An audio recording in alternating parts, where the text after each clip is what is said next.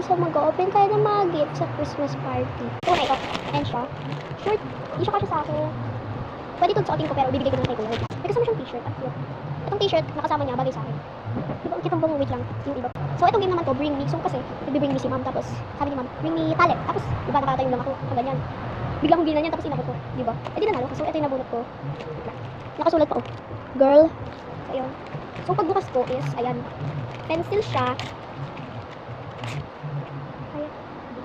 Melody pencil. Mga lapis, be. Ayan. So, ito siya. Ang ganda, guys. Oh, pinky-pinky. Oh, yung last gift. Sabi ni ma'am sa amin, huwag kayo absent ka kasi may gift ako sa inyo. So, yun, hindi ako absent. Pero hindi lang dahil may gift kasi nga gusto ko din pumasok. So, ito ang last, guys. Wait lang. Nakalagay dito. Merry Christmas. Enjoy this simple gift from Ma'am Bridget.